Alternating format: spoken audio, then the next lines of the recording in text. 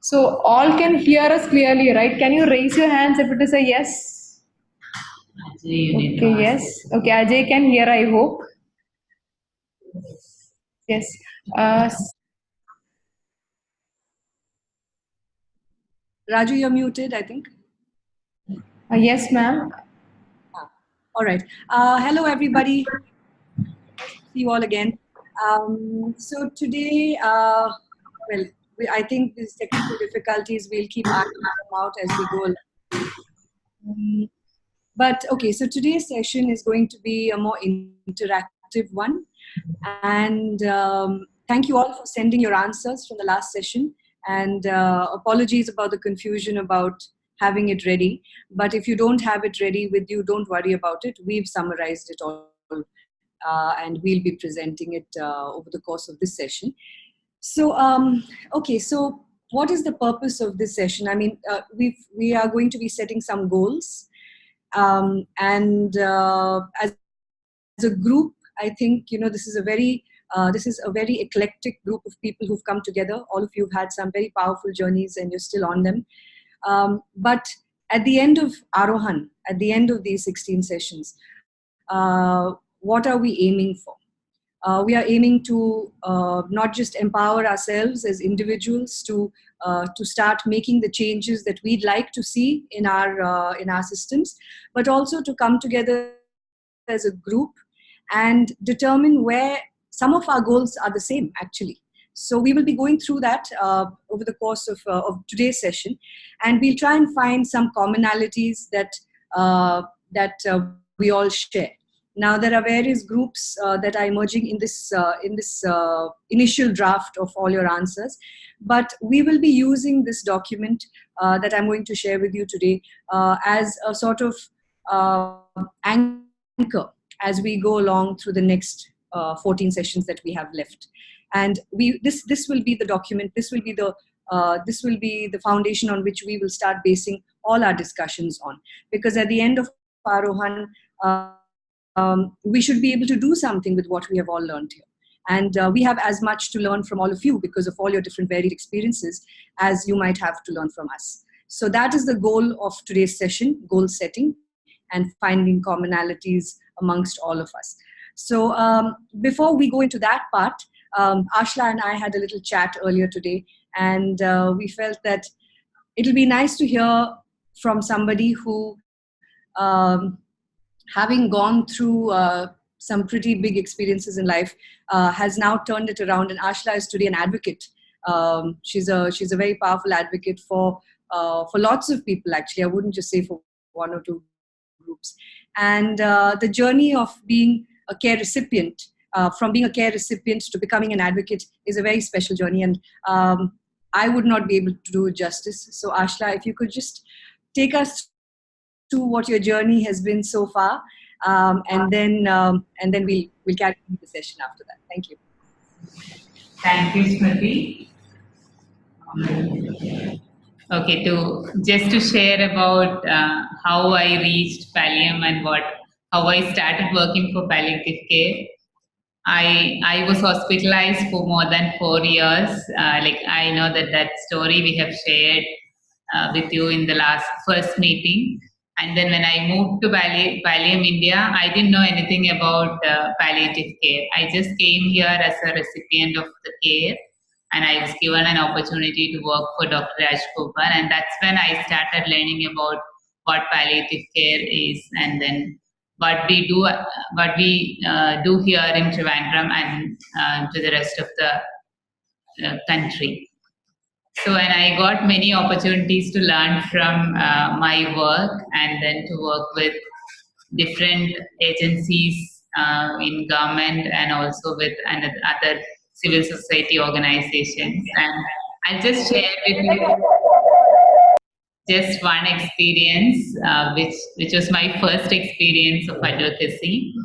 Like, we went to visit Kerala Governor's office. It was related to our efforts to make Trivandrum a barrier-free city, because there are so many people who use wheelchair here, and then we wanted our city to be barrier-free so that we can go anywhere in our wheelchair without any difficulties. So this was my first experience wherein we went with a proposal asking his help to get it to the ministry so that we can implement that project. So, and then when we reached there, that Raj Bhavan itself was in wheelchair friendly, and then we were 2 people on wheelchair and 3 others, and then we had to be carried through the steps in our wheelchair to reach governor's office. And then when we explained it to him, he felt like he was feeling bad about it and guilty about it, that okay, yeah, you had to be carried all the way to my office, I'm sorry about it. And then he called a meeting, and that evening itself, and within 3 months of time, we were invited for inaugurating a ramp in Kerala Raj Bhavan, and that is still there, and they have made that the whole premises wheelchair friendly. And that initiative, what I believe is, like, if 3 people or 5 people who could use the stairs easily went there and told them about the difficulties which users will face when they go there, uh, it will not have an impact as we went in wheelchair and then we had to be carried. Yeah, it was an embarrassing situation wherein we had to ask our police people and security guards over there to let them lift us in our wheelchair and then get us into his office. It was embarrassing situation, but since we too went through that situation, and that the whole environment is wheelchair accessible today. So I think this is what we all will have to do at some point of time. It may not be an easy process to go through, but if we are ready to go through it once, will lay a path for many others who can easily go through it. Smriti, over to you. Thank thank you, Ashla. I think what Ashla has just shared with us is a very powerful story, and I know you all must have had your own reasons for signing up for this ECHO program for Aarohan, and something has drawn you to us, and there is something that you're hoping will come out of this. So we are going to be trying to facilitate that, but rather than tell you how to go about it, this process, we would rather like it to be that we evolve the plan together. Now we have a few frameworks within which we do advocacy. We have a few guidelines under which our advocacy work happens.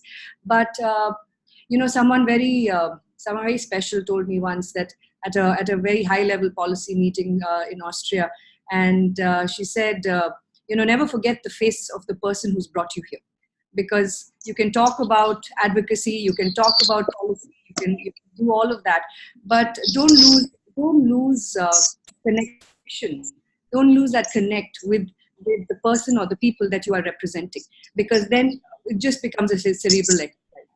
And while that holds good for people who've been in the advocacy world, I think this group of people, people like you who are beneficiaries or haven't had the benefit of getting palliative care, it's your voices that need to be heard, because you are the ones who are on the front line of what is happening, and you know exactly what changes you'd like to see. Now, last week, we asked you this question: what is the one change you want to see in your system?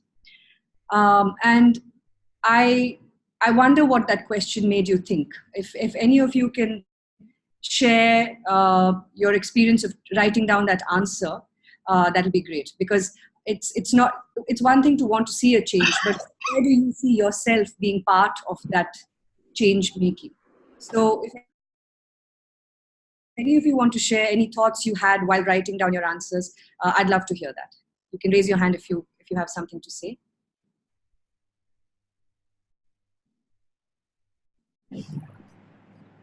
Vidya and Jyoti. So, yeah, let's go with Sri Vidya first.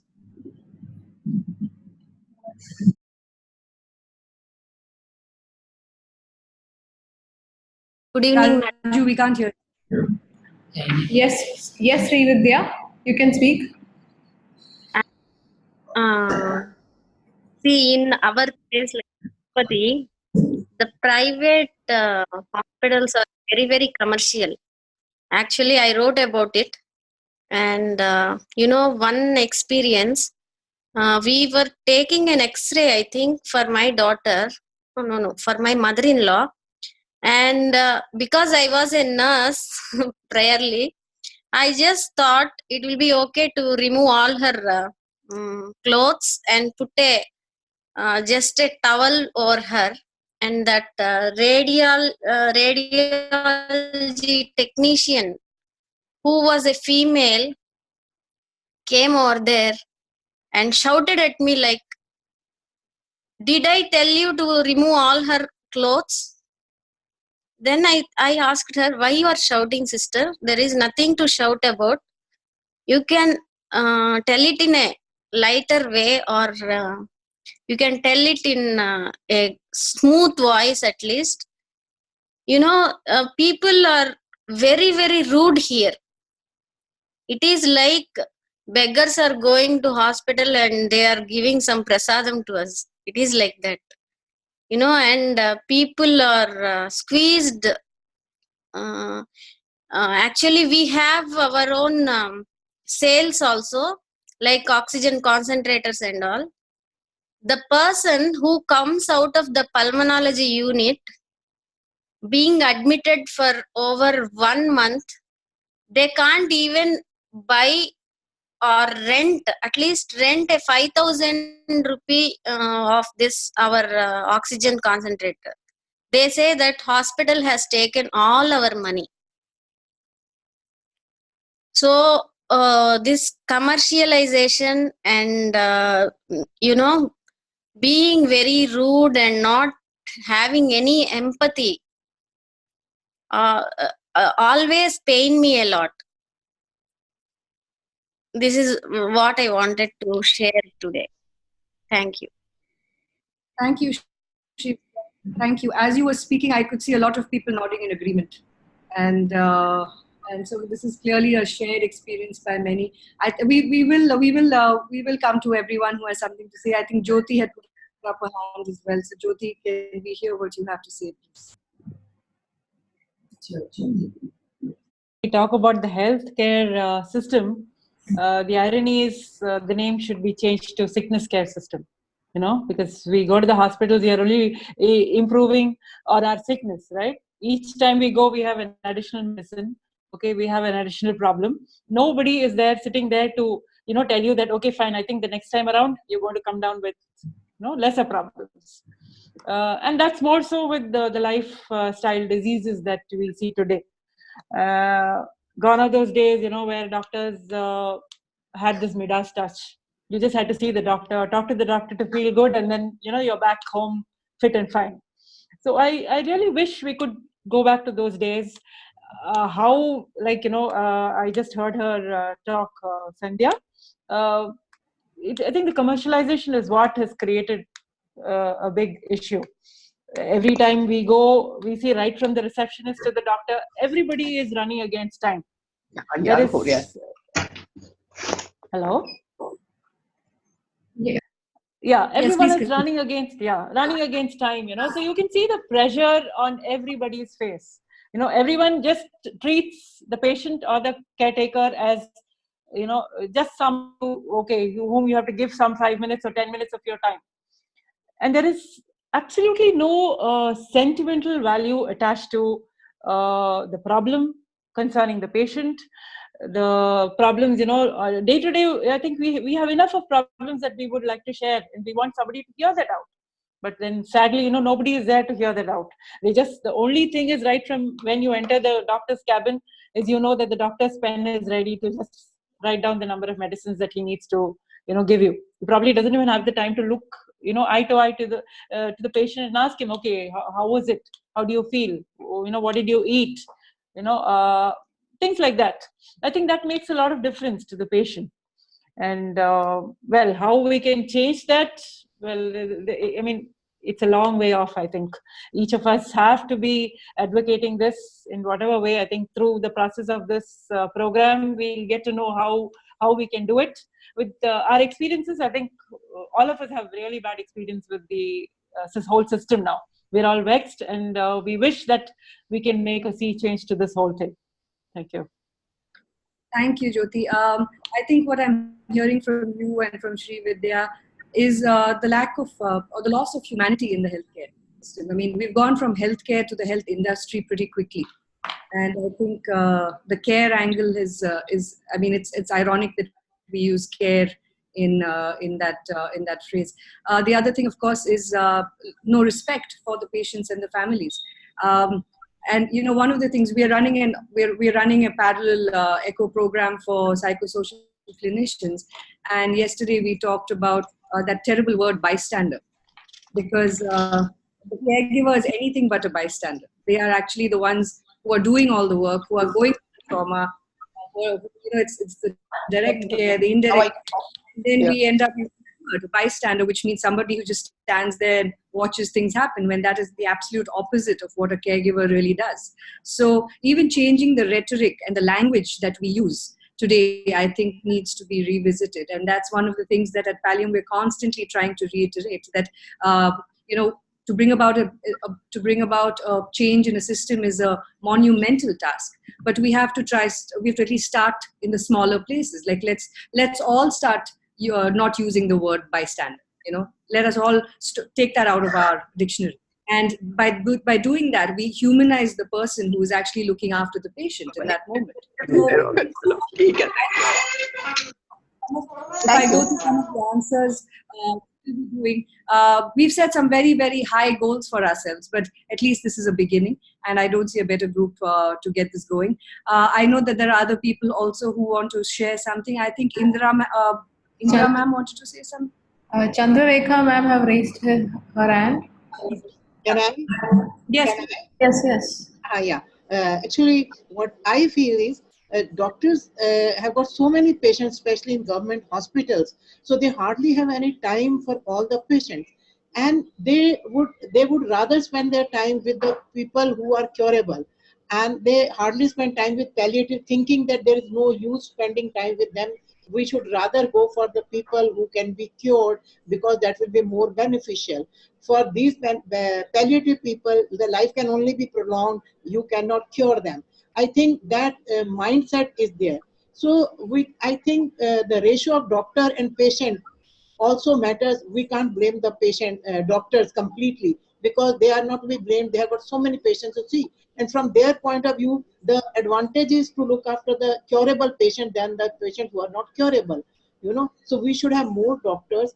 And second is financial aid. There's hardly any agency which provides financial aids to palliative patients. NGOs also provide aid to curative patients. Government also provide to some extent, but they need a long-term financial aid, which is not provided to these people. So these are the two factors that I feel must be taken care of. Thank you. Thank you, ma'am. That's a very, very pertinent point. It's very easy sometimes to just put the blame on the healthcare system, but the healthcare system itself has a whole lot of obstacles that it has to overcome. And you rightly said there is a shortage of medical professionals. And I would even take it one step further to say that what is being taught today needs a revisit. And that's one of the reasons we are also advocating to get the education system changed. Now, very happily, finally, in 2019, the Medical Council of India has introduced the AIDCOM module, which stands for Attitude, Ethics, and Communication. And this is something that is finally in the MBBS curriculum, because prior to this, in the 5 years that you studied to become a doctor, you were taught physical pain management for 1 hour in 5 years, and that was a non-examinable subject. So institutionally, you are being told that this is not something that needs your attention. It's not something that's a priority. And while it's a good thing that AIDCOM has been introduced now, but can you imagine that it took so long and so much advocacy that in 2019, we're finally considering attitude and ethics and communication skills an important part of the healthcare system. It's a start. It's a late start, but it's here now. So that's another thing that we need to try and advocate for, that module to be implemented in the institutions, because very often, something like this is announced, but implementation is a whole other ballgame. So what you're saying is absolutely right. And thank you for that perspective. Raju, who's next? Indra, ma'am. Hello. Yes, ma'am. Can you hear me? Can you hear me? Yes, we can. You see, my one point that Rekha has already told about the 3 points that I put, 2 of them were the same as Rekha's. Now, one point which I feel is that the palliative care is very different from the other care. So there has to be a separate entity, a separate path. Palliative has to be a separate path. The doctors as well as the nurses, they have to be trained in that field only, so that they can, it doesn't only matter whether they are cancer patients, they can be any patient, and they can be any patient who is not able to look after himself or to fulfill the needs that everyday needs that are over there. So I believe that a separate sort of education and training has to be given to the team in order to cater to such people. So special care has to be taken for such people. My husband was a terminal patient. I looked after him for about 3 months. And I think I gained a lot of experience from that, how to look after him, how to make his life and his last moments very, very meaningful, so that he doesn't feel that he's cut off from the society. So the part, psychological, social, emotional, these 3 things have to be dealt by all the people, caregivers who are looking after the terminal patients or the palliative patients. Thank you. Thank you, ma'am. Yes, absolutely. This is something that has to be taught as a subject by itself. And once it's taught as a subject by itself, it has to be integrated into all aspects of healthcare. Because as long as palliative care stands alone as an outside entity, accessing it becomes that much more difficult. So what you're saying makes perfect sense, that every healthcare professional needs to be given special training in it. And again, that takes me back to my previous point, that where does that training begin? Who is going to take onus for that training? It should start at the very beginning with the education system, and then after that, in the workplace. So yes, that is another thing that's on the table to be worked on. Is there anybody else who would like to say anything? Ajay, you wish to speak? Yes, We have unmuted Ajay in case Yes. he has something to talk. Yes, yes, ma'am. Actually, I have 2 points to say. The first one is that we have heard many theories and many things saying that how a palliative care volunteer has to behave, and how they could help the people. But and we know that there are many who follows it, and there are many who does not follow such things. But on a basic level, if we consider someone really wants to help a patient, he has no any device for any help to do that.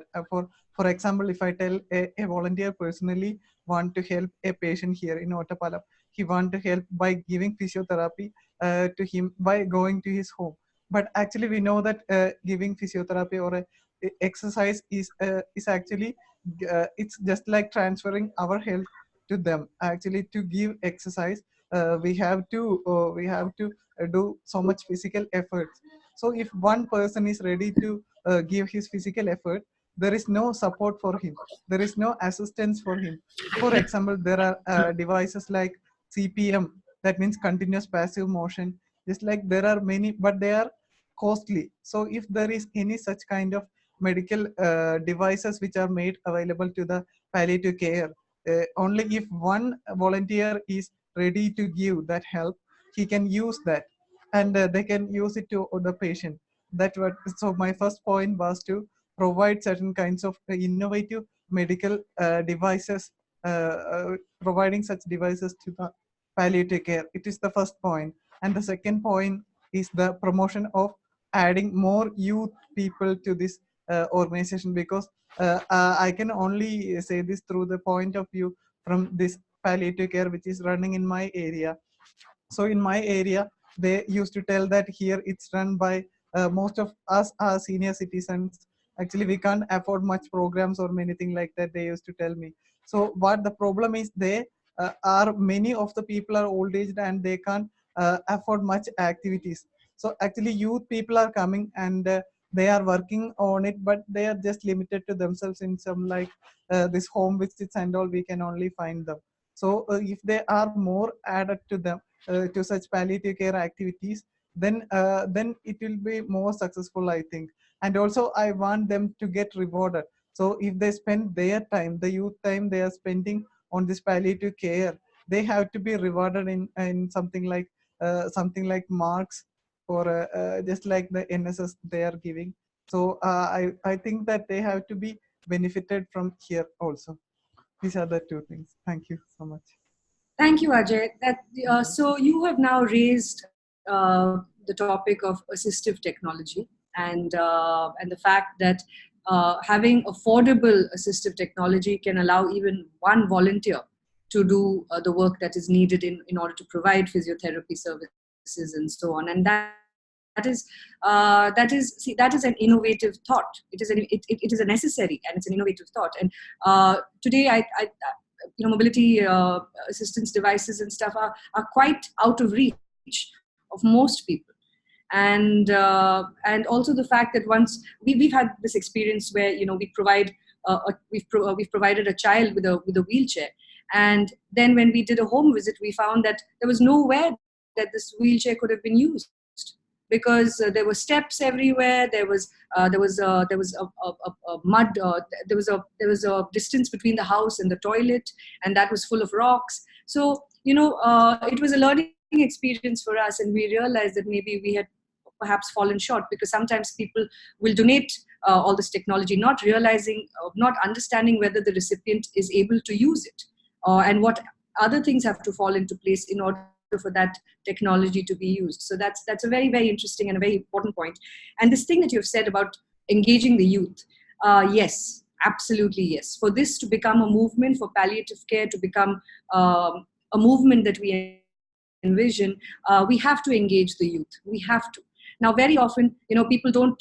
They shy away from talking about death. They shy away about talking about illness. We don't want to talk to children about that, because we think we're being inauspicious. This is not something children will understand. But time and time again, our experience has been that that's an assumption we make. And children are, especially the youth of today, are extremely sensitive to the issues around them. They probably need guidance as to how they can plug into that system and be of help, be of use. And I think the social consciousness amongst the youth, we tend to underestimate it. We tend to underestimate it for whatever reason. But engaging them is absolutely, absolutely important. And yes, we have to incentivize it. Whether in the form of credits, whether this is something that should go towards their education in some way, whether it's a certification. And if we incentivize it, then it's more likely that more institutions that they attend will collaborate with us. I'm really happy that now in Pallium India, we have a collaboration going with the Loyola School of Social Work.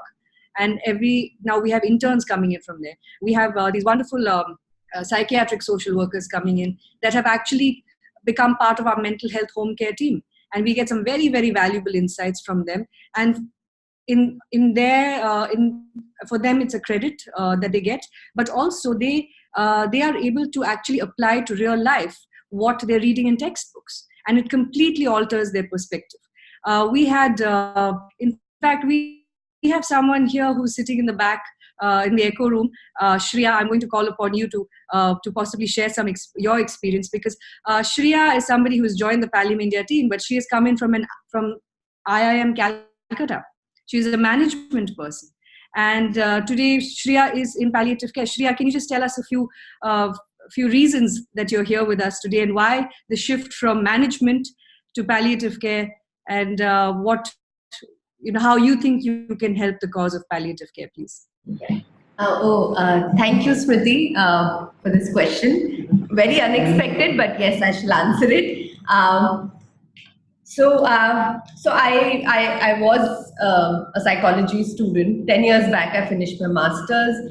I worked in various fields, and I decided to take up healthcare management.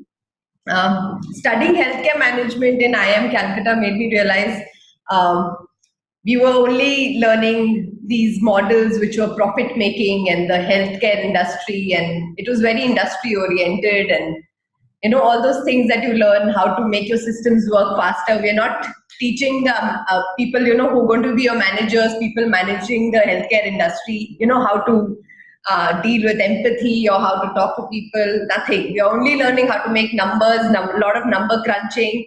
And if I told you how they calculate sometimes in hospitals, they have calculations for the number of occupied beds and the number of people who died. So we were learning a lot of that. And then I came across I'd gone for the Hippocratic screening, and I came across Dr. Raj's work and palliative care. It was an introduction, and I'd known Smriti, but then I found out what she does, and it just realized that I always wanted to work with community health, and there's so much we need to do in the groundwork, and that's sitting in these posh hospitals and the high, in a nice fancy office, and then realizing, okay, we got to make these systems, we have to make everything very, I would say very, just very robotic in terms of everything, the systems. So then I realized that this was my introduction to palliative care. I lost my best friend last year. I had a friend who had cancer, and she had committed suicide a few years back, my age. And so there was a lot that I was personally, it brought me here, but then there's a lot I thought I could do, probably bring all this B-school knowledge into community health and making, organizations like this grow, much better. And so that's my entry into palliative care and Pallium India. Thank you. Thank you, Smriti. Thank you, ma'am. Thank you, Shreya. The reason I asked Shreya to share that story is because sometimes we look within our own pool only.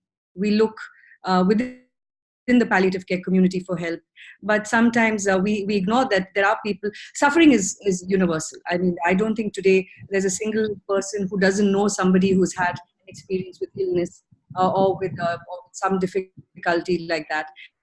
And people are looking to help. People are looking to engage, but it falls upon us to engage them. And so let's not ever think that somebody is not going to be interested in palliative care, because I think today the way the world is going, people are looking for more meaningful work in their lives.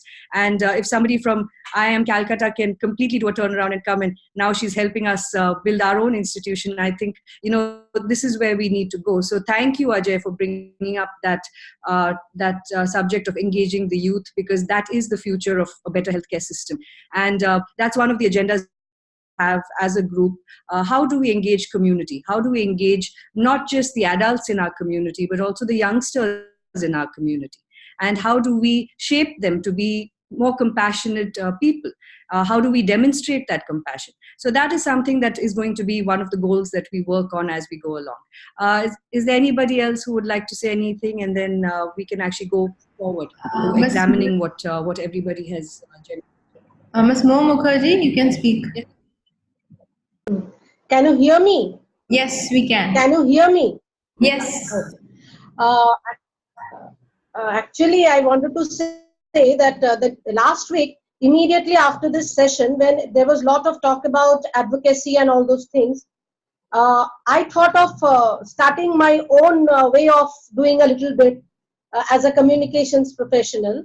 And I opened a Facebook page with a page, and I formed a group where I named it as Integrated Communications Health Approach, Health Communications Approach towards Palliative Care.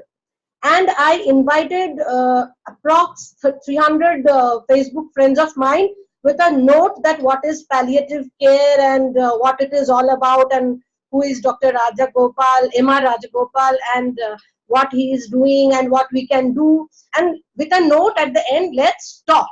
Let's share our pain. So what happened, what I found, that out of 300, only 70 till date have joined.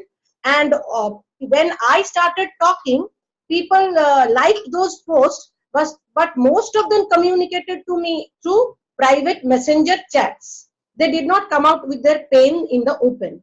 When I told them numerous times, please come out in the open with your pain.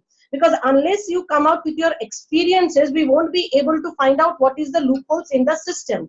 But very few came out from among the common people in the open about their own experiences in the group itself, in the page itself. They did not say anything about their own experiences in the group publicly, though they shared their experiences in the private with me in the chat. I told them repeatedly, please write all the things that you are telling me in the group, but they were not ready. Somehow they were not ready.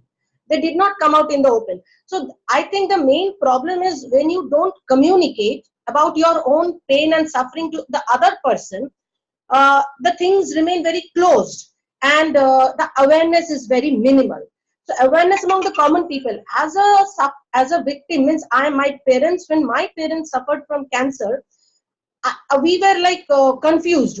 Like we had heard about cancer, but we hardly knew what we are supposed to do, or whatever the doctors are saying, we are following it blindly. We cannot even question. We did not have the minimum knowledge of asking them that what you are doing and why is it that you are doing. Whatever they were saying, that we were listening to them, following them blindly. There the doctors take up advantage of it, because they know that these people are unaware, they don't know anything. Whatever we will tell them, they will follow us blindly. I think the awareness of the common people about pain and suffering needs to be redefined, because there also there is very lack of awareness. Most people are not aware about what is palliative care, what is suffering about disease. People are having some few media teachers amongst us, they write regular columns in newspaper, in journals. They said that, okay, fine, we will write about this thing in our next issue. Great to know. My father suffers from dementia, but we hardly know what is palliative care. So awareness about this concept, that there is something which is pain management, hardly people know. People are not ready, willing to come out in the open with their pain, to share their pain with everybody. There a closedness is happening, and not ready to talk about. And most people are very much indifferent about healthcare also. Like it didn't happen in my house, so bhai theek hai chalo, okay fine, that didn't happen. I am lucky enough. If you are suffering, that is your problem, not my problem. So a certain amount of cohesiveness is required amongst the common people also. That's it, what I wanted to say. Thank you, Mao. Thank you so much. Yes, educating patients and caregivers and families, having a patient navigator, having somebody who can help you navigate the system is so important. Like you rightly said, if you don't know what questions to ask, then how do you get your answers? I mean, we don't even know what questions are okay. Now, how many of us know what our rights are, as not just as citizens, but as specifically citizens who are in the healthcare system? Do we know what we are allowed to ask for? Do we know what we are allowed to decline? What kind of healthcare we don't want for ourselves? So those are things we're going to tackle. We have some very, very accomplished faculty who are going to come and talk to us in the course of these sessions coming up about our rights as families, about advanced directives, about these choosing certain kinds of procedures and interventions, and at what point we don't get bullied by the system or coerced by the system doing things that we don't want to do or we don't think are right for us. Now, I've had so many experiences where, I've had a patient and a caregiver say, you mean I can ask for that? And I'm like, yes, you can. So someone asked me, her mother had cancer and she wanted to see an oncologist. And I referred her to one and I said, see, by all means, raise the subject of palliative care right as early as possible so that it can be integrated into the plan of care. And this was a lady who she was an educator. She was teaching at a college, one of the metros. And she turned around and she asked me, she said, is that legal? I said, what? She said, is it legal for me to ask the oncologist about palliative care? So I said, what do you think palliative care is? And she said, you're talking about euthanasia, right? I said, no, I'm not talking about euthanasia. I'm talking about palliative care, which is very different. So what I'm saying is, even amongst us, you or all of you here today have some idea because of your experiences, but the vast majority of even educated urban elite in India do not know what palliative care is. Or they think it's only end-of-life care for terminally ill cancer patients. It's that narrow, that view of palliative care. It does not apply to the vast majority. So it falls upon us, you're right, to educate civil society about what palliative care means. And so that is also a goal that is emerging. Now, there are so many things we can do. So see, now what's happening here is, initially we talking about changing the system, and that sounds like an impossible task. But here we are breaking down those tasks. What are the smaller tasks we need to start focusing on that can change that system eventually? You starting that Facebook page is brilliant. It is absolutely brilliant that Smriti ma'am, We lost you in between. So, okay, I'll just go back to saying that, starting that Facebook page was absolutely a brilliant move. And the fact that you thought to immediately go out and engage people is fantastic. Now, it might seem like it's a slow start, but it's a great start. Now, yes, people are not always comfortable coming out and sharing their stories of pain. But that's because they don't know, if it's an overshare or if they're bringing too much of their personal lives out. But then again, here is where we can lead the way. Once we start talking about our stories, it will encourage people to feel safe to do the same thing. So perhaps I'm going to actually make a request. Can we all join that Facebook page? And can we all post our stories there? Can we start doing that right now? And let's all join that page, and let's all write little bits about why we are where we are. And if at the end of this session, Mao, if you can send us the link, that'd be fantastic. I think it's such a great start. Okay, and we ourselves will engage our own communities, our own networks. We'll get everybody on that page, and then I think the story starts. And already that's the civil society initiative that you started without even attending that session. So fantastic, well done. I'm so thrilled that you've done that. Thank you. ma'am, can we hear from Shantanu sir now? Sir, you can speak, sir. A very good afternoon. I hope everybody can listen to me. Yes, we can, sir. Yeah, thank you.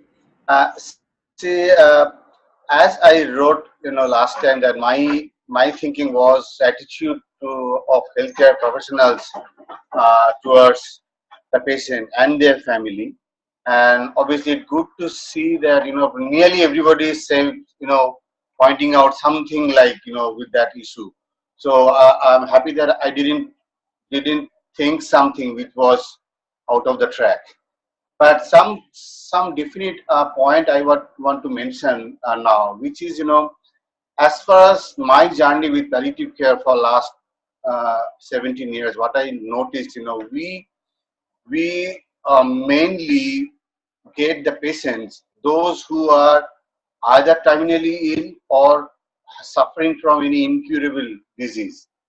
Which means, what we can notice that whatever good doctor, whatever nurse, whatever big degree we can provide for our patient, at the end of the day, the patient is not going to be cured, and we can only try to minimize their suffering as much as with our, possible, whatever we can, whatever way. Now, by doing that, why I said attitude, the reason, because sometimes we forget, when as a professional, when we talk with the patient and interact with the family members, sometimes our interaction goes in such a way we don't think that maybe patient really needed us, the patient really get comfortable from our service, but the patient family or patient party, I would say, not always that much willing to bring the patient to us day after day.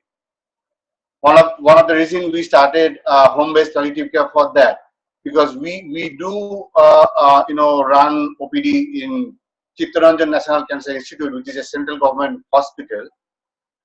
So what we found, sometimes we also need to take care, we need to know what the feelings of the family members, as also as well as with the patient, what they're feeling, not fixing their problem, like, giving some painkillers or whatever. So and that's why we started, introducing a group of people who does nothing, no nursing care, no physiotherapy, no medicine part, but who only just sit and talk with the patient and their family. Give some time when they come to the hospital or who goes to the house. Obviously, we do have doctors, nurses who care for the other things, but that point I just want to mention that if we have started, we just try to introduce some people who will just sit there and will talk and will share how they are feeling during their journey of maybe suffering from the pain or suffering from any other issues, or also the patient families who are also suffering in a what I would say in a indirect way, and how they are feeling. That's my point, and if we can encourage, in this thing also, if we can include this, like I'm not asking everybody to, introduce a team, but at least this culture, to not only to care the patient itself, but also those who are bringing. Sometimes we need to hear their, uh, sometimes we need to care for their anger or their depression or their, thinking what they are, whatever they are thinking, with their patients. Sometimes they get fed up with their patients also. So that's it. Thank you, Shantanu. Firstly, I want to say how nice it is to see you without your bandages. And, and you clearly made a good recovery, so that's good to see. So what you're talking about here is also building capacity in a sense of having probably amongst volunteers who will help the families of the patients navigate what is sometimes a terrifying territory. And very often, like you brought up the question of, you brought up the issue of, dealing with people's anger and stuff like that. Uh, Often in our classes, when we ask doctors, who to you is a difficult patient? Who is a difficult patient? And promptly the answer comes, the one who asks too many questions, or the one who gets the caregiver is angry with us, they don't listen, people who go and check Google and they don't trust me, so all of that, those are difficult, those are typically the difficult patients that we hear about. So what we do is we try and take them a step behind that anger, behind that question. And invariably behind the anger, behind the questioning, behind the Googling is fear. Because the fear of not knowing what is happening, the fear of not knowing where this is going to go. Why is that fear there? Because they are not getting adequate information. Because no one has sat them down to sit with them and say, okay, this is how things are looking at the moment. Now what do you feel about it? Do you want to, the shared decision making? Very often families are not made part of the decision making process, and decisions are just made for them. And when those decisions are made in the absence of seeing what the family situation is, those decisions oftentimes don't suit the family. Like for instance, um, you know I we can just tell family that this is what you need to do, but perhaps back home they don't have the capacity for it. So what happens then? uh, then that decision cannot be implemented, and then it's seen as non-compliance. But nobody's actually thought to sit and ask, is this possible? This as a decision, is it possible? Is this plan of care possible? So what you're saying is someone who will help the families navigate that territory, and that is something we can mobilize the community to do. A person doesn't have to have a medical degree in order to be able to do what you're suggesting. They need to be trained in communication skills, in empathy skills, in rapport building skills. And very often, by the time that patient or the family gets to the healthcare provider, they're a lot calmer, because at least some of that information has been given to them. So enabling and mobilizing a community of volunteers, of just regular people who care, to be able to come and spend some time in our institutions and be able to have these conversations, I think is a very, very important thing. So some very interesting goals are coming out of this session. We are 5 minutes out from 4:00, so we'll take one more observation, and then we'll just okay, lots of hands are going up. Okay, we'll take everybody's, and then we'll move into the goal setting. I don't want anyone to feel unheard, so that's 1, 2, 3, 4. I'm going to ask you to make it brief. so that we can actually go through our chart of. I'm sure that we're going to keep having these conversations. So very quickly, Raju, I'm going to let you decide who you're going to let talk first. Very brief. So Chandrarekha ma'am, you first. Chandrasekhar, you're asking me? Okay, yeah. Go ahead. Okay, Samira. I'm Chandrasekhar anyway. Chandrasekhar. Yes, sir. So I'll just make it brief. First of all, I had written that a holistic management is very essential, and that actually brings out many aspects. When I'll just keep it short, but a small story is important. When my mother was diagnosed with adenocarcinoma of the periampullar region. So neither I didn't know much about adenocarcinoma nor the periampullar region. So I had to myself Google, and then they said that they will do something called Whipple's procedure, which cannot be done because your mother has a fatty liver, and so the whole aspect was a little pessimistic when the approach was, and we were told as if as if by touching cancer something massive had happened. So there is a lack of there was a scare, there was a scare about it. People scared, what is this cancer thing? So first thing, very important, is that when you have to when a prognosis is made, the patient and the family needs to be taken along, and it is very wrong to assume that the patient should not be told. Like I was brought out and told that your mother has cancer.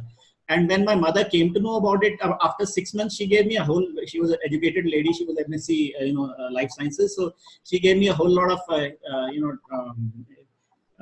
class saying that, why didn't you share this with me? That if I had cancer, so what? I mean, big deal. And she was a fighter. So what is important is that nothing was told about palliative care, either in my mother's case and later on when my father suffered. It is very important to, firstly, to keep hope alive. I don't know how many of you have read Pandora's Box. You should read that story. Just because somebody has cancer doesn't mean that he's dying. Number one, these assumptions itself are wrong. And maybe when you're doing palliative care, the person will turn around. If it's everybody, dying is a necessity. Dying is it is certain for everyone. So, what is most important is the family should be made part of the decision-making tree, which she's already covered. And that decision tree of what all ways it can take, which way the disease can go, should be known a priori to the family and also sometimes to the patient with the right kind of articulation. That's it. Chandrarekha ma'am. A question. I have got many palliative patients. Some of them are very, very brave. Can they share their story on this Facebook made by this madam? May I ask these patients to share their brave stories, heroic stories about their fighting with palliative cancer on this Facebook? First row, last. Okay. I think Mo Mukherjee need to answer on that. Yeah. Yes. I will send the link to all the parties. I will send the link to Bala. This Balu. What's the name? Raju.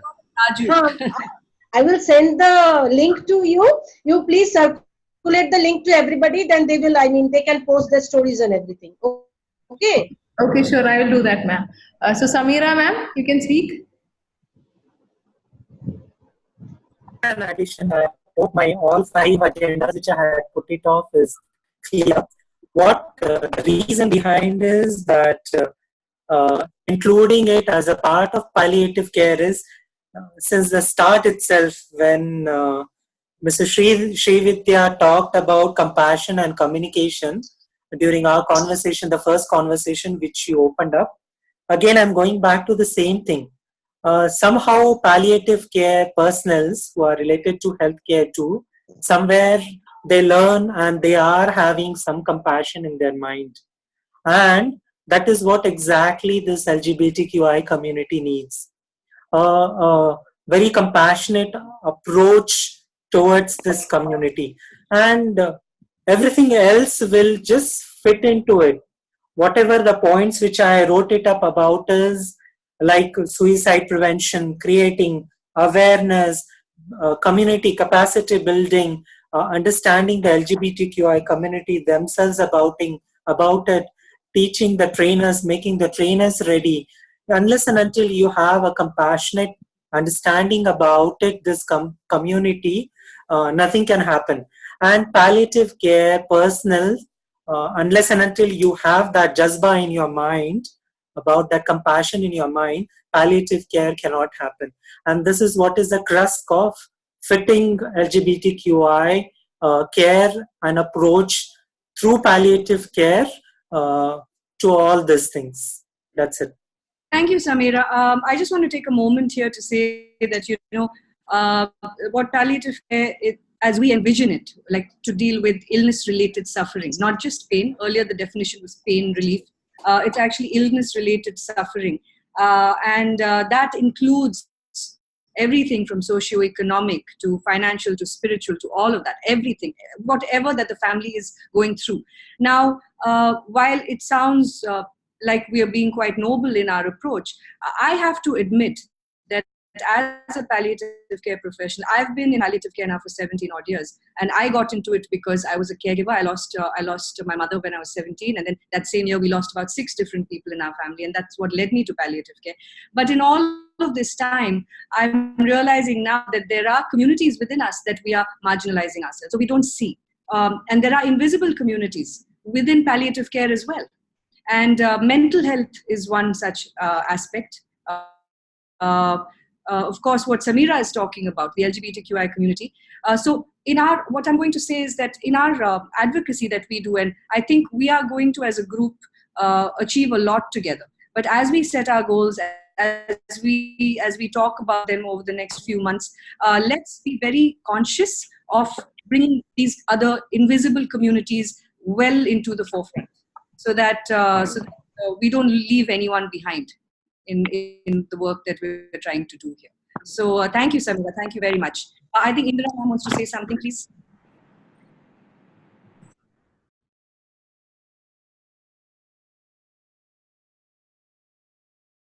Hello?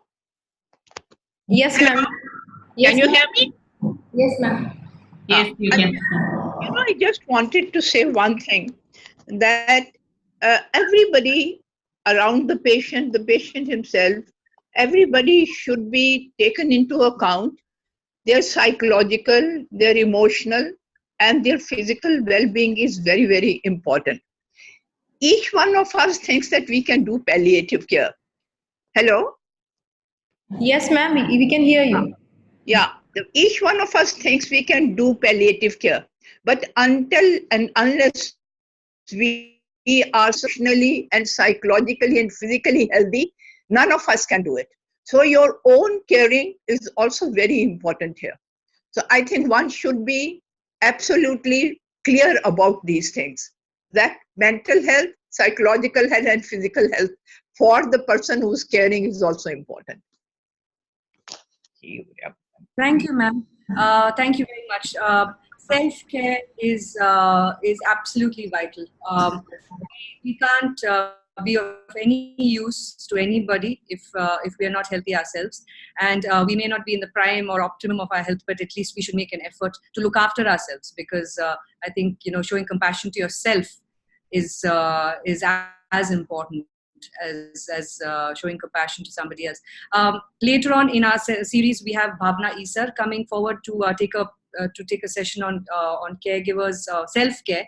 And one thing here is, those of us who are attached to institutions, I think would be wise for us to remember that sometimes when we say self-care and we tell our staff and our team and our colleagues, self-care is so important. I don't know how often that is fair to put the onus of care on them, because as an institution, we need to make that time. We need to create that space where somebody can look after themselves. So institutional support for somebody to be able to look after themselves is important. I can tell our nurses, you should really be looking after yourself. But here's a nurse who wakes up at 4 o'clock in the morning, cooks a breakfast and packs lunch for her kids, sends them off to school, leaves home at 6:30, 7 to be here, spends the whole day at home care, gets home by 6 o'clock in the evening, sits with the children to do their homework, makes the dinner ready, and then she goes to sleep. Where is the time for her to do self-care? Unless we as an institution provide her some of that space and support to get that care. So those of us who are working with institutions, organizations, it would be good for us to remember that, to provide opportunity for care is as important as asking someone to look after themselves. If I may carry on to the next section, because we will need some time to conclude. Raju, can we pull up that presentation, please? Ma'am, can you see it? Yes. Okay, can we go to the... Okay, so here is a Venn diagram. Now, all the answers that all of you have sent us fall into different advocacy groups. Now, some of you have talked about, more affordable healthcare. Some of you have talked about a better attitude amongst healthcare providers. Some of you have talked about education. Some of you have talked about enabling communities. Now, this is just to sort of summarize that who are you going to advocate to? These are the pools that you will need to advocate to get some of your goals through. Okay, so there's civil society, there's media, there's community, and there's government. Civil society will include amongst it NGOs, other organizations, individuals, philanthropists, people who have influence in different spheres, art, science, politics. So that's all of that is covered in civil society. You will find that these are all intersecting circles. Some of the things that you need to advocate to civil society, you will have to do it through the media. Some of the community engagement you do will require some government support. Some of the ways in which to reach the government effectively is to get more media to cover this, the problem or the issue. So all of them are intersecting circles. So the reason I asked you to keep your answers handy, I mean, it's not absolutely essential, is to see the change that you want to see. Where does it need to fit into any of these circles? Right? Where does it fit in? Now, because we don't want to make it too taxing a task for you, we've taken the liberty of actually categorizing all your answers under different headings. So you will see there are no names that have been put there. We have just sort of summarized and paraphrased some of your responses. So we will quickly go through these slides as per what we think some of your some of the areas you want to see change in, where the advocacy needs to be directed. So under government advocacy, advocating with the government or to the government, high medical expenses, that has been brought up by different people in this group.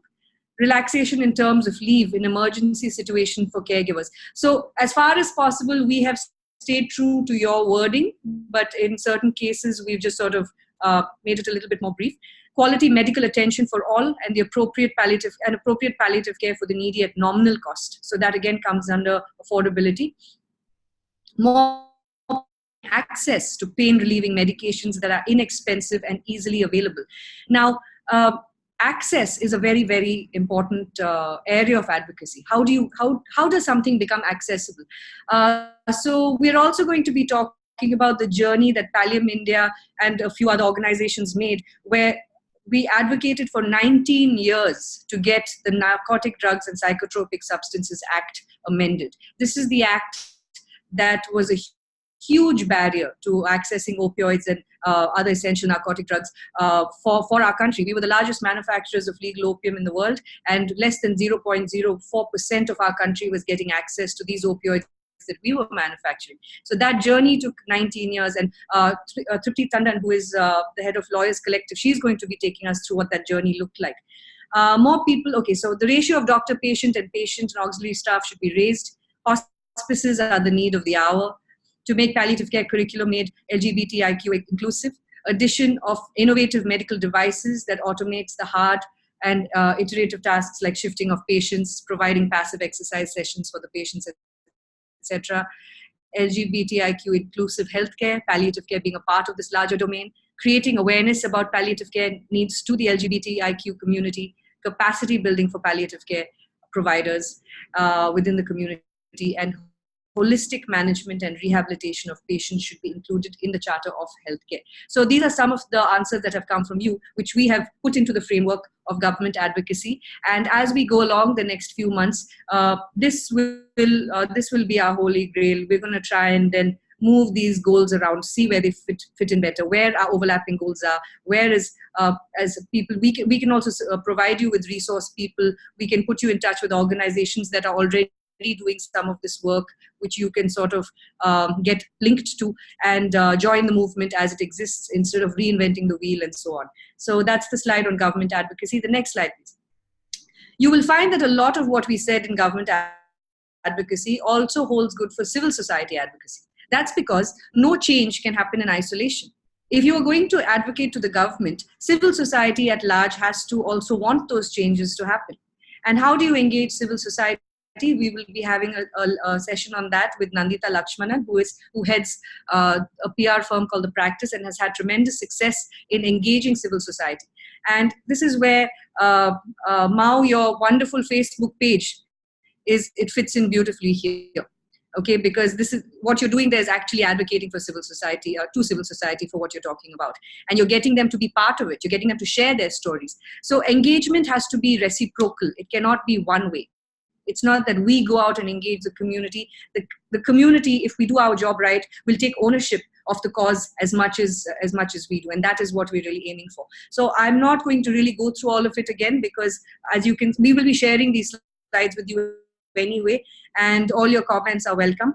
So a lot of what was government advocacy is also here in civil society advocacy. Next slide, please, Raju. There's a lot to advocate for with civil society. So this is just a continuation of that. And create awareness amongst medical, if you go back just once, please.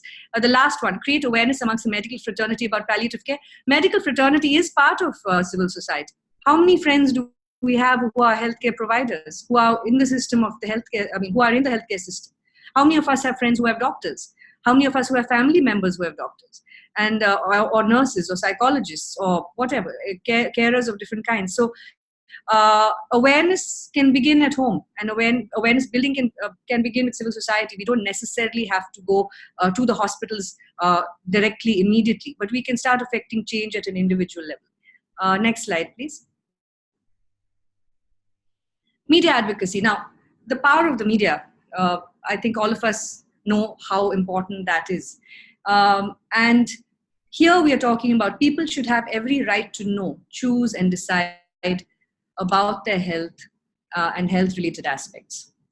This is what a lot of you talked about today. How do I even know what my rights are? How do I even know what I can ask, what questions I can ask? So these are some of the things that we can do awareness building campaigns around. Integrated health communications approach. So the language we use, how we talk about palliative care, how do we talk about palliative care's role in healthcare and how we integrate it? How do we take away the myth that it is only for a very, very minute percentage of people?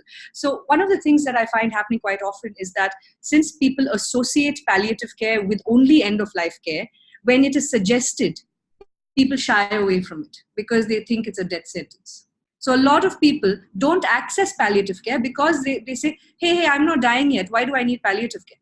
That language has to change. That story has to change. And we need to do that through the media. So there are various efforts underway. I'll be sharing some of those efforts with you. One of the other things, Raju, we need to remember to send them is a link to the Hollywood Health and Society page for Say No to Pain. That is a fantastic platform. They have now created short films, public service announcements that they are playing across, I think, 40 odd cinema theaters across North India. And it talks about palliative care. So we will plug you into ongoing media advocacy work that is going on, and happy to have you be a part of it. And then we can come up with our own media advocacy campaign. And I have an idea which I would like to share with all of you at the end of this session. So that pertains with media advocacy. Okay. Again, there are a few repetitive answers, but they fit in here as well. And next slide, please. Community engagement, very, very powerful. It looks like a smaller slide than the others, but really, only when there is a demand for a change can can change come from the top. We can go and advocate with policymakers and government officials for years and years and years, but unless the community starts to demand it, that's going to be a much tougher fight. So again, these are all just distilling down all your different answers into these slides. And like Ajay was saying, we have to tap into the youth. We have to tap into the youth. And these are the guys, these are the people who are going to make the change. They are going to be the game changers.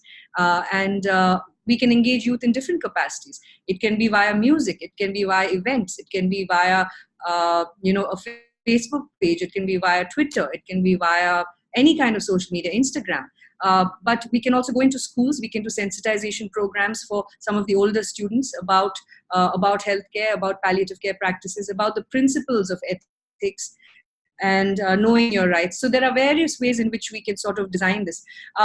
We will also share, there is something called the Conversation Project, which we will talk about later. It's an ongoing thing which empowers adults and children to start having conversations about illness, about healthcare options, about death and dying. And there are resources available for that, which we probably need to adapt to our own communities and our own contexts. And we will be guiding you on that as well. Next slide, please. Now, this was not in our original circles, in our original Venn diagram, but going through all your answers, we found that this is something that needs special attention, educational institutions. And like I said in the beginning, there is the new 8COM module that has come out. We will be happy to share that with you. We have the framework of that 8COM model. So that is something, Raju, that we can share with everybody so that everybody here can read it and know what it is that the Medical Council of India wants to introduce into this program. I think we as individuals need to make ourselves aware about what is out there already. So that 8COM model is going to tell us where medical education is headed as far as palliative care and attitude, ethics, and communication is concerned. And of course, create awareness amongst the medical fraternity about palliative care. What we do is we sometimes, or quite often, part of our advocacy mandate is to approach medical institutions and teaching institutions, ask them if we can do a sensitization training with their students. And one of the things we found is that the most receptive audience are the young future doctors. And these are people who are contemplating what to do with their specialties and things like that. But if we go and we speak with them and ask them to be mindful of this aspect, a lot of them respond very, very positively. And they want to know more. They want to learn more. They want to come and do internships with us. So here's something we can plan to do. We can address youth groups and amongst the medical fraternity, and we can approach them as well. Okay, so attitude of any healthcare professional. Again, this is part of the sensitization training that we're talking about.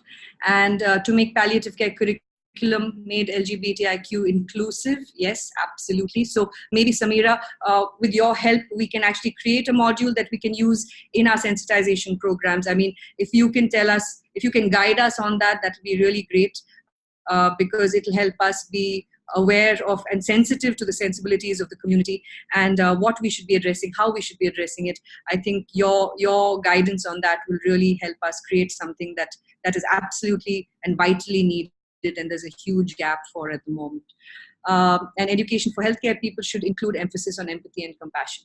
So this is in a nutshell all your answers that we have tried to catalog in this manner, and we will share this with you because it will give you a chance to see what is important to everybody else in this group as well. Let's give it some thought, and like I said, these conversations will continue to happen over the next few sessions, and the more we share with each other, the more we will learn. So yeah, thanks, Raju. You can take that off the screen now. And just before I open the floor to the last round of discussions, just one thing that I wanted to share, something we created in Delhi. And actually, this is a great platform to bring it up again because it's sort of slowed down. But when we were doing the screening of the film Hippocratic, which is basically based on the narrative of Dr. Raj's life, it was made by an Australian company. This is something that Can Kids and Pallium India came up with. Can you please share the Charter of Demands, please, Raju? Ma'am, 1 second. So this is a document that we came up with. What we wanted from different stakeholders involved in the Say No to Pain campaign. Because while it's easy to get lost in all the various things that different people want, it's very, very important for us to start really sort of distilling down the basics of the most important things that we need for ourselves as people who are accessing healthcare. So this is the charter of demands that we sort of came up with. And if you can just increase the size, I think, a little bit, Raju. Too big. Okay. Yeah, we can scroll up, please. So this is what we said we wanted.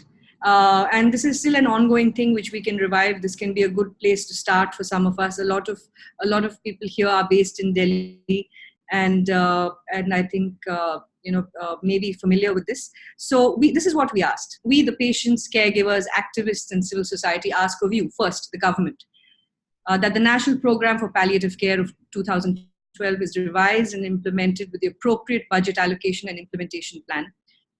This is a national program for palliative care that took a while to, to create, but getting it off a bureaucratic desk and into action, of course, is a whole other ballgame. So this is what we're asking for. That pain relief and palliative care are included in medical curriculum by the MCI and INC at all relevant levels. I'm happy to say that at least something has changed there. Please scroll down, Raju. That palliative care is defined as more than supportive care and not just limited to terminal care, but applicable to all serious health-related suffering. And this is really important because, why should palliative care be seen as being available only to a small group of people? And even that is not enough. So less than 2% of India today has access to palliative care. So we need to at least up those numbers a little bit. Okay. The next group that this charter of demands was addressed to was the drug controllers. Because while the NDPS amendment was done in 2014 and the rules were written in 2015, many states, even till today, have not implemented it. Now, why is this important? Because what some of you are asking for on the ground is very strongly tied to this particular aspect. The law has been changed, the amendment has come in, the rules have been written, but there's a paralysis or there's a lack of movement at the drug controller level. So this is not being implemented, and therefore a lot of our families and patients are still suffering in pain because this has not been implemented. So for what some of us are asking for, we need to go up here and see what changes are needed with the drug controllers. How do we advocate with them to implement what is needed? And then that has a trickle-down effect to all the access that we are looking for. Healthcare providers, what we ask of them is that they integrate quality palliative care with all healthcare. And that is something that I think Indra ma'am raised earlier, that they should be taught it and all of them should practice it, as advised by the World Health Assembly of 2014, including home care, hospice care, community outreach, and rehabilitative services. That your institutions are made pain-free, with pain assessed as the fifth vital sign and its management offered to all patients in pain. And here we have actually talked about marginalized communities, and we have asked that equitable palliative care is provided to children, women, elderly, the LGBTQ community, the underprivileged, the affluent, and those with stigmatizing illnesses like HIV. Some of you might wonder why we've put in the affluent. It's because the paradox of our healthcare system is that very often the affluent do not get palliative care because the private sector hospitals that they choose to go to, it's not even on the radar. Palliative care is not even on the radar.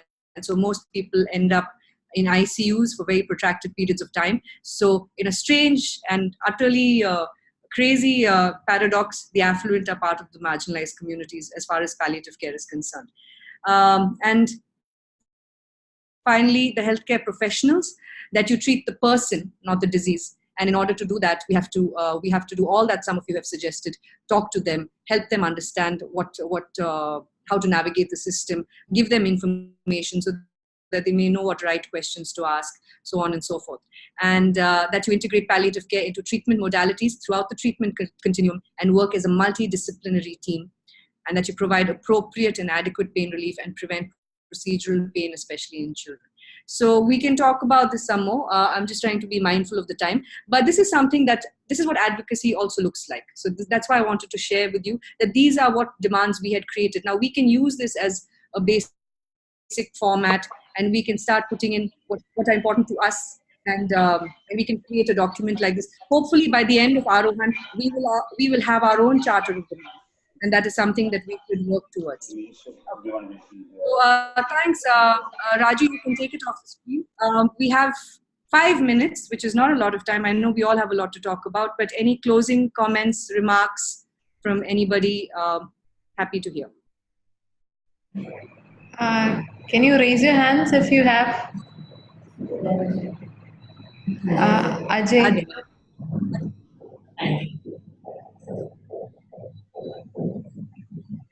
Yes, I just want to tell one thing that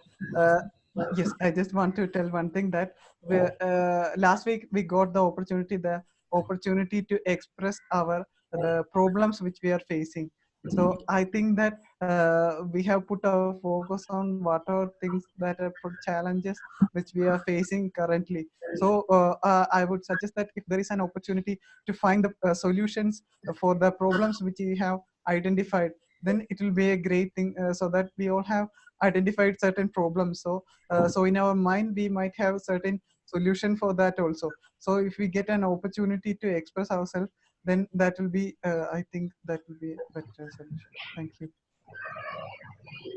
Absolutely. I mean, the solutions, this is how we decided to begin, so that we could hear from everybody. It's so important to hear what individual challenges are seen as and are experienced as. And definitely the idea is not just to talk about it, but to hopefully come up with, to at least start looking for solutions, and to start making our way to, getting around the problems and challenges that each of us is facing in daily lives. So yes, Ajay, thank you. We're going to have interactive as we go along, and definitely with the guidance of experts who are coming on in the next sessions, hopefully some of those solutions will emerge in those sessions as well. Okay. Shantanu sir? One more thing I would like to request. I don't know whether it fits here or not. The thing, while we are in a process to start a hospice, we are finding that we do not have any specific law for which will say what are the requirements to start a hospice, and that's why what we have to do is we have to follow for a nursing home rule, which means which we feel is a huge cost. Every 15% need one doctor, registered doctor. So if it is 20 bed, it should be 2 doctors. That also 12 hourly they will work. So which means we have to think about 4 doctors. Then every 7 patient we need 1 nurse. So if we can think, if there is a possibility to advocate for a separate rule for government rule for hospice, which shouldn't be mixed with nursing home or private hospital. That's it. Thank you, Shantanu. Yes, I think that's an extremely interesting and valid point that you raised, because in terms of capacity and all of that, I think our numbers are quite different in the palliative care and hospice communities, and we can't really go by what is required for mainstream healthcare centers. So yes, thank you for raising that. That is a really, really important thing. And Ashla, I think we need to also sit and definitely bounce that off Dr. Raj and see what he has to say, because I feel like his input in this will be absolutely vital. And I think he would be very interested to be a part of this conversation. And so, yeah, let's do that. And perhaps, Shantanu, what we can do is possibly put together a small task force of people who can start working on it. Yourself and other people who are looking to start palliative care centers. I mean, there are so many people who ask for operational guidelines. There's so many people who ask for different things, which we do have. But what you're saying is to advocate for rules itself to be separate. So let's initiate that. Let's get together a group of people. I think Shalini is here, if I'm not mistaken, and maybe we can look into our directory and resource pool to see who would be interested in getting involved. And as we go along, we can engage with various experts who can help us along. So thank you, Shantanu. That is something we can definitely try. Shalini, your thoughts on this? Yeah, just wanted to share that Shantanu had earlier reached out to us about getting the laws and the rules for setting up a hospice. And we did reach out to different hospices in India and their owners and sent out an email. And they all said that they would be very happy to contribute and share with us their stories, how they have set up those hospices. But one of the things that we got to know through Dr. D'Souza, the first person who got the hospice Shanti Avedna open, he in an interview shared that there is no law right now particular for hospice. It is only for a nursing home, and all the hospices have to register themselves as a nursing home. So that is a very good advocacy that we can really take up. And I think, Shantanu, you would be the best lead as you are in this process. So we are always there to help you. And we have the whole team, that they all responded. So we would be happy to help. Thank you. So thank you, Shalini. We can start with that group of people. And I think what we're reframing here is to, I think at that point it was also an exploratory thing from Shantanu. He wanted to know if people knew about, whatever you were looking for those kind of solutions as well. But here, I think what we're proposing is something altogether different. It's a reframing. So we need to, that's going to be the objective, to actually ultimately come up with a separate set of rules for hospices and palliative care centers. So yes, let's start with that. And we are out of time. So I'm just going to say that this has been an extremely, I think we had some expectations from this session, and it has far exceeded those expectations, because I think we've set some goals for ourselves. And I think this is just the beginning. We will keep fine-tuning these goals. We'll keep coming up with solutions. We won't just talk about it. Let's also put some energy into action. And I think this is a good community of people coming together. Ashla, let's hear from you. And then, because I've just talked non-stop, so let's hear from you, Ashla. And I agree with you, Smriti. We have set some goals for ourselves, and I agree with Ajay also. They all will have some solutions in their mind, and I encourage all of you to note that also down. May not be in the next session, but we will have a discussion on that also in the coming sessions. So please do write those also down. Whatever problems you have raised for last week, you will have, if you have some solutions. And maybe you can make a point wherein if you feel that you would need some help to resolve those kind of issues. If you find something, you can make a note of that also. So it is so great to be with all of you again, and looking forward for a next week's session. Thank you all. Sorry for taking. Sorry. One last thing. Sorry, I just can't seem to stop talking. But one thing I'm going to encourage you all to do is, for yourselves, maintain a reflective journal as we go through this journey together. You're welcome to share parts of it. You're welcome to keep it, but keep a reflective journal of your thoughts as they emerge through this journey of Aarohan, because I think this is the first batch, and I think so much innovation is going to come out of this. So many shared stories. So that's what I'm going to urge you to do. I'm going to do that for myself, because there's so many good ideas that are coming that it's important to keep track. But also, this particularly is a group that is coming from a place of a lot of feeling. You are going through this journey on different levels right now. You're not just in a professional capacity. You all have stuff going on at home, and you're making time to do this. So it's not often that we meet a bunch of people who are living the experience that they're trying to change. So let's keep track of that journey through some reflective journaling. And at some point, maybe we can create an advocacy tool out of that. So thank you all very much. And I'll stop talking now. So see you next week. And thank you for being here. So thank you all. Thank you, Smriti ma'am, for having such a good session.